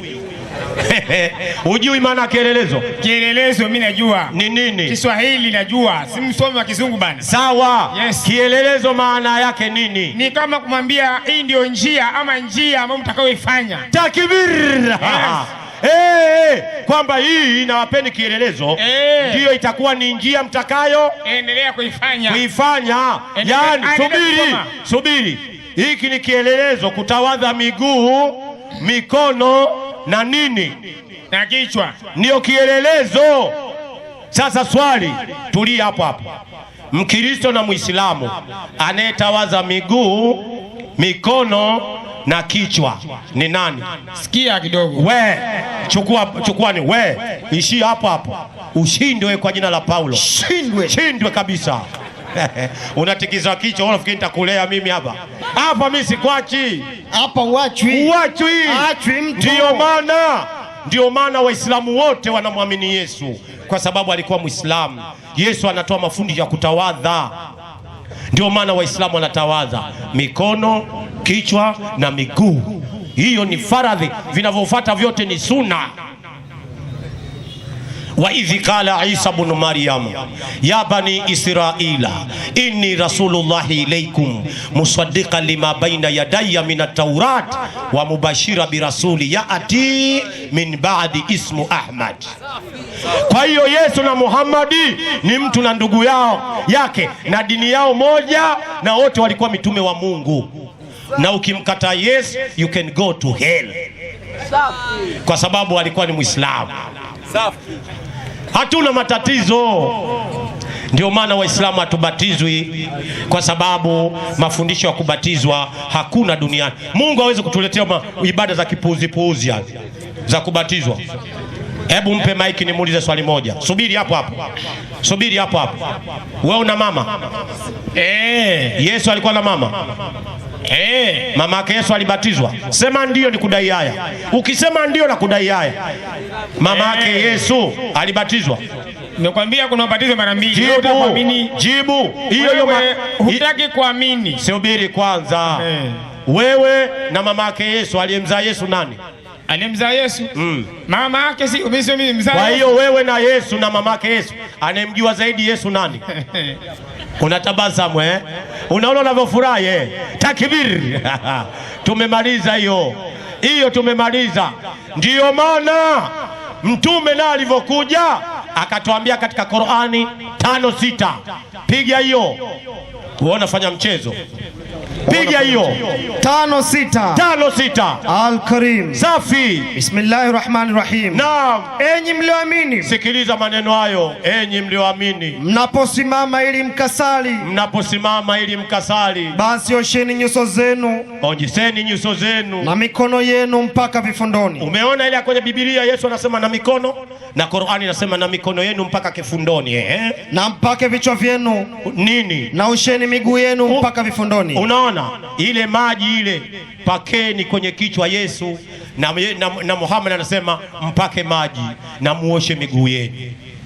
Mafundisho ya Nabii Isa na Nabii Muhammad ni kitu kimoja, na ndio maana Wakristo hampati uzima wa milele kwa sababu hamtawazi, hamsali, hamjui kuomba na mnakwenda motoni. Anataka maiki mpe. Wewe umeongezea. Yesu hakusema hivyo, watawadhe mikono. Petro ndiye amesema unitawadhe mikono na kichwa. Yesu hakusema hivyo. Umeongezea. Nimeongezea mimi? Hebu mpe. Yesu akasema subiri. Subiri sasa. Subiri. Si Yesu amesema hivyo. Wewe mwenyewe utajibu. Shika maiki hiyo. Mpe, shika maiki. Yesu alivyosema nimewapeni kielelezo, alikuwa na maana gani? Na haikumalizika haya. Acha malize aya. Mpe. Nimalize aya kabisa. Aya mpe. Nimalize pale chini Maliza. Nanyi mwanena vyema, basi ikiwa mimi niliye Bwana na mwalimu nimewatawadha miguu, imewapasa vivyo kutawadhana miguu nyinyi kwa nyinyi. Naam. Kwa kuwa nimewapa kielelezo. Endelea. Ili kama mimi nilivyowatendea nanyi mtende vivyo. Mpe. Hiyo ni maagizo, maagizo. Ni maagizo. Sasa sikiza. Sisi tumepewa maagizo ya kuosha miguu mwingine. Haikusema nioshe miguu ya mimi yangu. Haijasema hivyo. Aya tangu mwanzo hata Yesu mwenyewe aliosha miguu ya kila mwanafunzi mmoja mmoja. Akaenda kwa Petro na mwingine. Ile jinsi aliyowatendea wanafunzi wakatendeane hivyo. Kwa hivyo mimi ninatawadhana miguu kanisani kwetu, mwingine nimtawadhe miguu yake na nimfuta wa kitambaa. Hata leo tutafanya hivyo kanisani kwetu. Naelewa? Umemaliza. Kwa hivyo hiyo ni ibada inaendelea mpaka aje. Kwani mimi sijakataa. Ndio. Nyinyi si mnatawadhana kanisani? Ndio, ibada imefanywa hivyo sasa jioni. Mimi sijakataa. Ilikuwa ni sasa jioni. Haya sasa tuambie. Sasa tuambie. Ni aya gani Yesu aliwatawadha wanafunzi kanisani? Sasa tunahama. Subiri. Umesema mwenyewe. Usitikise kichwa. Ujue kwangu ukiropoka nitakuuliza swali. Umesema hivi na nukuu kwamba sisi tunaoshana miguu kanisani, sisi kwa sisi. Yes. Ni kweli si kweli? Ndio kabisa. Sasa lete andiko Yesu aliwaosha wanafunzi miguu kanisani. Sawa. Hebu kidogo kwanza. Hii ilikuwa ni sapa ya mwisho. Yesu Kristo alikuwa yataenda mbinguni, na hapa hawatatawadhana miguu tena wala kuonana tena. Kwa hivyo ulikuwa ni ushirika wa mwisho. Kwa hiyo haikuwa ibada hii ifanywe kanisani. Hii inaendelea si kanisani. Hii inafanywa, nimekwambia, ibada hii saa za jioni. Isiwe nyumbani ama iwe wapi, ibada hii iendelee saa za jioni. Hiyo basi. Sasa nimekuelewa rafiki yangu. Nimekuelewa. Sasa ni hivi wewe na Mungu nani fundi? Mungu ni fundi zaidi kuliko. Wewe unaweza kumfundisha Mungu? Sio hivyo? Uweze. Yale maagizo ya acha na sasa vile nisiongeze. Nisikilize. Naam. Yesu katika Mathayo 5:17 anasema, msidhani ya kuwa nimekuja kuitangua Taurati wala manabii. Yes. Sikuja kutangua bali kufanyeje? Kuitimiliza. Yodi moja wala nukta moja ya Taurati haitaondoka mpaka yote yafanyeje? Yatimie. Sasa nataka nikuulize, watu wa Taurati walikuwa watawazi wakati wa kuingia kwa nyumba ya ibada? Mimi siwezi kujua jambo hili. Haya, mpe Mohamed. 30:17. Piga hiyo. 30:17. Alikuwa hajaiona ndio maana unalopoka. Hajaiona. Hujaiona wewe. Bwana akanena na Musa na kumwambia. Bwana akanena na Musa akamwambia nini? Fanya na birika la shaba. Safi. Na tako lake la shaba ili kuogea. Safi. Nawe utaliweka kati ya hema ya kukutania na madhabahu. Safi. Nawe utalitia maji. Safi. Na Haruni na wanawe. Safi. Wataosha mikono yao na miguu yao humo. Naam. Hapo waingiapo ndani ya hema ya kukutania. Mpe. Ulishawahi kuiona hiyo? Hata ni mara ya kwanza labda. Ndio mara ya kwanza. Mara ya kwanza. Nilijua ni mara ya kwanza. Ndio maana unanipa tabu. Mimi nataka kusema kweli. Ni kweli. Na mimi nisitaki kuongea uongo. Ni kweli. Yes. Sawa, sasa. Ulishaiona, ulishawahi kuiona Yohana nani? Subiri. Kwa hiyo Musa anaambiwa watu wakiingia katika nyumba ya kukutania kufanya ibada, ndio waoshe nini? Waoshe miguu na mikono. Safi. Ndio. Si ni uchafu huo? Ni usafi kabisa. Ni uchafu huo. Sasa wanaoshea ndani ya birika hiyo moja na uchafu pale wote wanaenda birika. Hiyo utajua mwenyewe. Utajua mwenyewe. Hiyo ni maagizo yao. 5:40 Yohana, utajua mwenyewe kama uchafu, utajua mwenyewe. 5:40 Yohana. 5:40 Yohana. Inasema wala hamtaki kuja kwangu. 45 wewe hiyo wala hamtaki kuja kwangu mpate kuwa na uzima. Mpe. Yesu anasema watu hawataki kwenda kwake. Hata wewe umekataa kwamba tuwe na nini? Hata wewe umekataa kwamba tuwe na nini? Kuja kwa Yesu. Na ukienda kwa Yesu unapata nini? Uzima. Mpe maiki, endelea. Mimi siupokee utukufu wa wanadamu. Mpe. Anasema apokee utukufu wa nini? Wa wanadamu. Mpe huyo. Walakini nimewajua nyinyi ya kuwa hamna upendo wa Mungu ndani yenu. Safi. Mimi nimekuja kwa jina la Baba yangu. Safi. Wala nyinyi hamnipokei. Mpe. Anasema yeye amekuja kwa jina la Baba yake. Hamumfanyeje? Hampokei. Kwa hiyo Yesu amekuja, ametumwa na nani? Na Baba yake. Lakini ninyi hamumfanyeje? Sikiliza tafsiri vizuri hii. Mpe mimi sitaki maelezo. Mimi sitaki maelezo. Maliza. Mwingine akija kwa jina lake mwenyewe, mtafanyeje? Mtampokea huyo. Safi. Mwawezaje kuamini nyinyi mnaopokeana utukufu nyinyi kwa nyinyi? Naam. Na utukufu ule utokao kwa Mungu aliye wa pekee hamuutafuti? Mpe. Yesu anasema kuna utukufu utokao kwa Mungu aliye hai. Mungu aliye wa pekee ama wa pekee.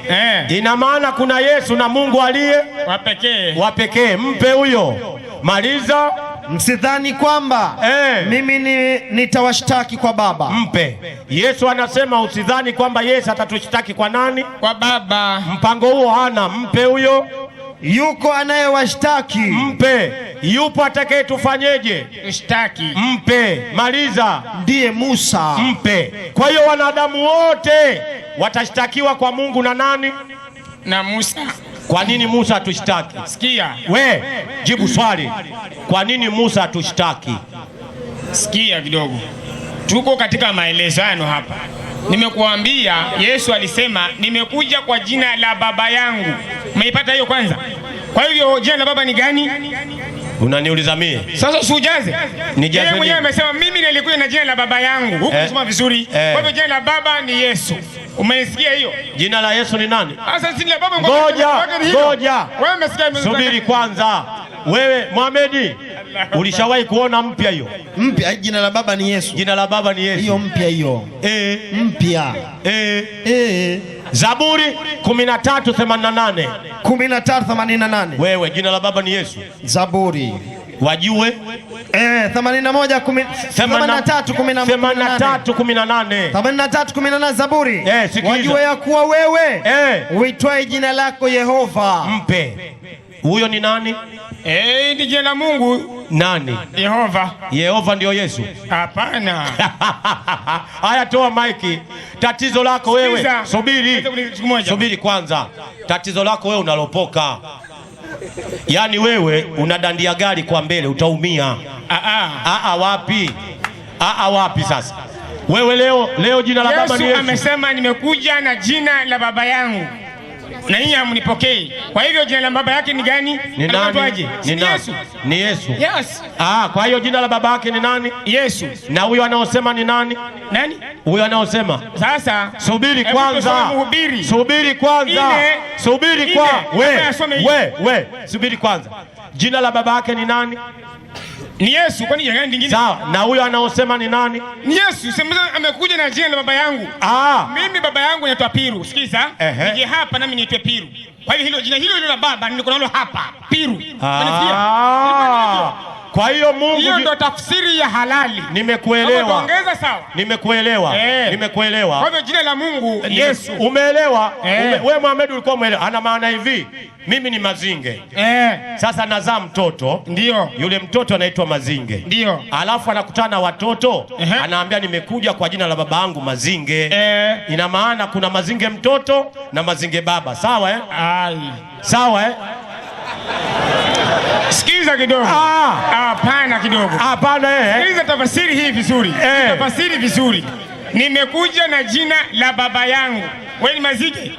Jina la baba yangu si wewe mwili mzima. Hili ni jina peke yake niko nalo hapa. Unasikia?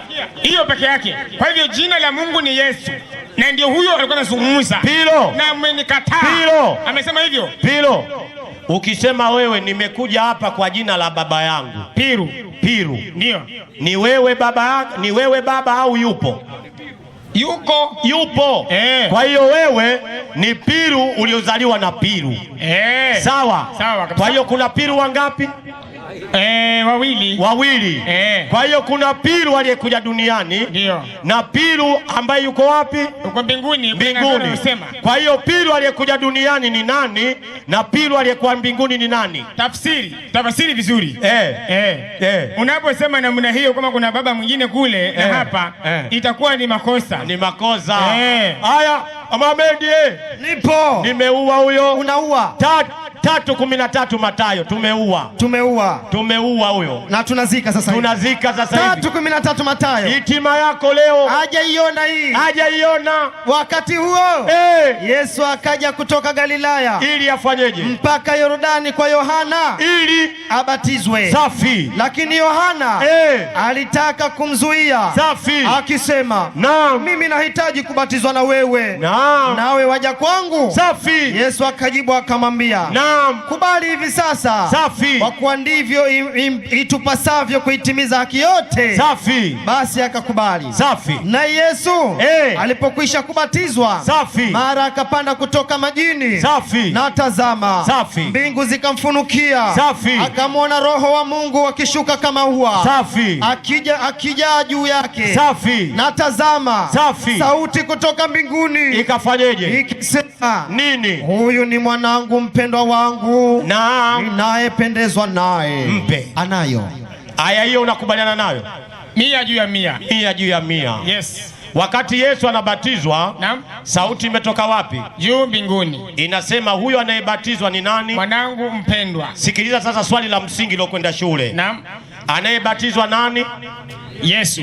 Anayesema kule huyu ni mwanangu nani? Sauti ya nani? Ya Mungu. Takbiri. Kwa hiyo kuna Yesu na nani? Sikiza. Sikiza. Huyo. Pisha. Hebu kidogo. Pisha. Hebu tuisome Mhubiri. Waislamu, kunja ngumi Muislamu, kunja ngumi. Kohoa kidogo. Takbir. Allahu Akbar. Yaani huyu Piro, unajua Piro anakuwa kama kiboko. Mnamjua kiboko? Yule kwa Kiingereza anaitwaje? Naam. Kiboko ana kawaida moja. Ukienda kule katika ziwa Nakuru, huwa wakati wa jua huwa anatoka kwenye maji alafu anaota jua. Lakini ikija mvua ghafla kama wingu yakaanguka manyunyu, basi huwa anakimbia mvua. Anakimbilia wapi? Mnajua sababu yake? Yaani anakimbia maji ya mvua, lakini kule anakokimbia ni maji. Sasa ndio akili za yule bwana, kama kiboko. Yaani kila anakubali, lakini anakuwa na wasiwasi. Sasa nisikilizeni, na wallahi namlazimisha na anakubali, na ndivyo nilivyo. Mpe maiki, mpe. Sikiliza. Wakati Yesu anabatizwa, ndio alikuwa katika mto Jordan. Ndio. Mto Jordan uko mbinguni, uko duniani? Uko duniani. Safi. Wakati anabatizwa mbingu zikapasuka. Ndio. Safi Ndio. Wakati mbingu zinapasuka, Yesu yuko wapi? Yuko hapa katika mto huu wa Jordani. Anafanyeje? Anabatizwa na Yohana. Wakati mbingu zimepatuka, kule ikatoka sauti. Ndio. Ikisema huyo ndiye ni mwanangu mpendwa, ninaye pendezwa naye. Kwa hiyo anayebatizwa ni mtoto mpendwa wa yule anayefanyeje? Anayependezwa na huyo Mungu aliye juu. Aliye juu. Sawa sawa. Kwa hiyo kuna Mungu aliye juu, ndio, na huyu mtoto anayebatizwa. Hebu kidogo kwanza. Subiri kwanza. Hapa inatakana ufunuo. Subiri kwanza. Na ndio shida. Subiri. Kuna Mungu yuko juu na huyu mtoto anayebatizwa. Nikuulize swali kidogo. Niulize. Mungu yuko kila mahali? Sijui. Yuko kila mahali. Hiyo ni sifa zake. Yuko kila mahali. Yuko kila mahali, hiyo ni sifa zake. Ni kweli. Ni sawa? Sawa. Kwa hivyo Mungu akiwa hapa duniani, umesikia, alikuwa amevaa umbo la mwili hapa. Yuko kila mahali pote. Hiyo haijamfanya kuwa asiwe Mungu. Yaani wewe, mbona mimi nakuelewa? Mimi nakuelewa hivi. Ndio. Ile sauti ilikuwa inatoka pale. Ndio. Yaani Mungu yuko kila mahali. Yuko kila mahali. Aliyekuwa anatoa ile sauti ni huyu Yesu, kwa sababu yuko katika kila mahali, ile sauti ndio ikasikika, si ndio hivyo? Sikiza kidogo. Mungu yuko kila mahali na akiwa ndani ya mwili hapa, hiyo ndio imetatiza wengi. Lakini hiyo haijamfanya kuwa asiwe Mungu, hata kama alikuwa katika mwili hapa. Yes. Ni kweli. Ni kweli. Yaani Mungu anaweza kukaa katika mwili umbo, lakini hilo still bado yuko kila mahali, bado kabisa. Na hilo halimfanya asiwe Mungu. Yes. Sasa nataka tuambie haya, Mungu yuko tumboni mwa mtu. Huyu mtu aliyembeba Mungu wake ni nani? Haya, tusaidie. Hii ni tafasiri kubwa sana. Na inahitaji uwe mtafasiri zaidi wa roho. Nimekuelewa. Mohamed, umemwelewa? Nimemwelewa. Haya, mpe sasa. Sasa Mungu yuko tumboni. Ndio. Anataka kutoka azaliwe na mwanamke. Ndio. Sawa? Ndio. Njia aliyetokea kwa mama yake inaitwaje ili awe Mungu sahihi? Tunaweza tukaenda mbali. Wewe jibu swali langu. Njia aliyotokea Yesu kuja duniani inaitwaje ili Mungu wake ukamilike? Sasa saa 12 kasorobo. Usikilize. Itatubidi turudi mwanzo. Subiri kwa. Wewe Mohamed. Hatuwezi kujibu swali. Wewe Mohamed. Nipo. Swali hili ajibu mpaka naingia kaburini. Ajibu. Nakwambia hivi, mpe maiki. Mtoto akiwa tumboni, ndio, si inabidi azaliwe? Inabidi azaliwe. Si kuna njia anapitia? Very good. Tuambie ile njia aliyopitia Mungu wako kuja duniani kutoka kwa Mariamu inaitwaje? Nisikize kidogo. We akusaidii huyu akusaidii leo. Huyu akusaidii. Na mimi subiri wewe, subiri kwanza. Haya, mimi hiyo swali naondoa. Safi. Mariamu alikuwa mwanamke? Ndio, alikuwa mwanamke. Safi. Mama yako ni mwanamke?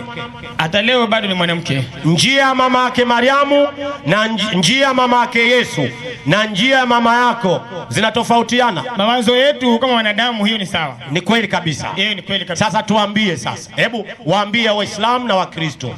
Hebu kidogo. Subiri. Binadamu akizaa anazaa nini?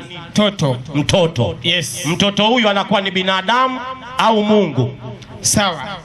Ni mwanadamu. Yes. Mariamu mama yake Yesu ni Mungu, ni binadamu? Sasa sikia hapa. Jibu swali. Kabla ya kuwa na utambulisho. Mimi na wewe. Kuna malaika alikuja kwako. Mazije unazaliwa, huyu atakayezaliwa ni kitakatifu. Kuja malaika mama yako akizaliwa. Sasa tumeona hivyo. Sasa haya, subiri sasa. Malaika anatoka mbinguni akija na mwili wa mwanadamu. Malaika anatoka mbinguni. Ndio. Anaenda kwa Mariamu. Ndio. Anamwambia hicho kitachozaliwa kitakuwa nini? Kitakatifu. Very good. Swali. Yule malaika katoka kwa nani? Kwa Mungu. Unaona? Na huyo anayezaliwa ni mwanadamu. Takbir. Haya, chukua Mohamed. Wewe Mohamed kishajibu, wewe tatizo lako ndio hilo. Ndio maana yake. Sasa Wewe usijibu, mimi nakupeleka unajibu. Wallahi ujuzi wa Allah kanipa. Usijibu kwa nini? Waislamu mmesikia kwamba malaika ametoka kwa Allah, anaezaliwa mwanadamu, sio wewe. Timotheo wa pili 2:5 wa kwanza 2. Fanya haraka Mohamed uje uongee. Atajibu tu. Wewe acha kujibu, mimi nimekuuliza swali. Fanya mchezo wewe. Atajibu tu. Anacheka hapa na tabasamu kwa mbali. Mwacha tabasamu tu. Inasema hivi. Sikiliza hiyo. Kwa sababu Mungu ni mmoja. Mpe. Biblia inasemaje? Mungu ni mmoja. Ni kweli sio kweli? Ni kweli. Ni kweli. Yes. Sikilizeni Waislamu, wallahi anajibu. Ni kweli Mungu ni mmoja. Mungu ni mmoja. Ni mmoja. Endelea. Na mpatanishi kati ya Mungu na wanadamu ni mmoja. Mpe. Na mpatanishi kati ya Mungu na wanadamu ni mmoja. Ni kweli eh? Ndio. Ni kweli kabisa. Mpe huyo. Mwanadamu Kristo Yesu. Mpe. Mwanadamu huyo ni nani? Kristo Yesu. Kwa hiyo Yesu ni nani? Ni mpatanishi. Alafu ni nani? Mwanadamu. Takbir. Haya, chukua maiki sasa. Sasa sicho. Wewe unataka kunitoa kibiongo mimi profesa? We. Ushinde kwa jina la Yesu. Shinde kabisa. Waislamu anayesema mimi ni profesa, mkono juu. Inua mkono, inua. Tuteremshe. Wallahi wewe hata ukikataa mimi Allah kanipa. Sasa nikwambieni basi. Hivi ndio debate inatakiwa. Mtu anakwenda anasema maneno kinyume kabisa na Mungu, lakini nyinyi mnakaa mpaka mwenyewe anafika anakiri. Ndio Mwenyezi Mungu akamwambia Mtume, hiyo sio kazi yako kuwaongoa, kazi yako ni kufikisha, sisi ndio tunayewaongoa. Wallahi mmesikiza hapo? Anasema Mungu ni mmoja na Yesu ni mwanadamu. Haiwezekani Mungu wawe wawili duniani, haiwezekani. Kungekuwa vurugu nyi Waislamu, wallahi. Nakwambieni nyinyi mnaikataa kutoa hela kununua vyombo, kazi nzito wallahi. Nataka nikwambieni tunawalazimisha hawa waseme Mungu ni mmoja. Mungu akiwa wawili dunia haiendi, wallahi haiendi. Haiendi vipi? Mungu wa kwanza atasema zamu ya kina mama imekwisha ya kubeba mimba, sasa watabeba wanaume.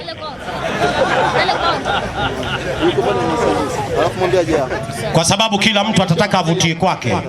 Lakini Allah, sikiliza anakwambiaje? Anasema inna fi khalqi samawati wal ardh wa ihtilafi al-laili wan nahar la ayati liul albab, kwamba kwenenda kwa usiku na mchana, kila mwenye akili anajua Mungu ni. Wallahi Waislamu raha sana. Uislamu ni tunu. Nyang'anywa kila kitu ulichokuwa nacho duniani, Mungu akuachie Uislamu. Raha mustarehe. Yani una uhakika unapozungumza Uislamu. Wallahi Waislamu, nyinyi Waislamu wa Mombasa, nyinyi kwa nini mkawe masuli kwa Allah wakati mna uwezo wa kuambia watu kama hawa? Pesa nini bwana? Pesa si lolote, si chochote. Wallahi na apa, niko mbele ya Allah, wallahi na apa mbele ya Mwenyezi Mungu, Muislamu yoyote atakaye kwenda katika moto, wallahi asimlaumu Allah, asimlaumu Mtume, asilaumu Qur'ani, wala asilaumu hadithi sahihi.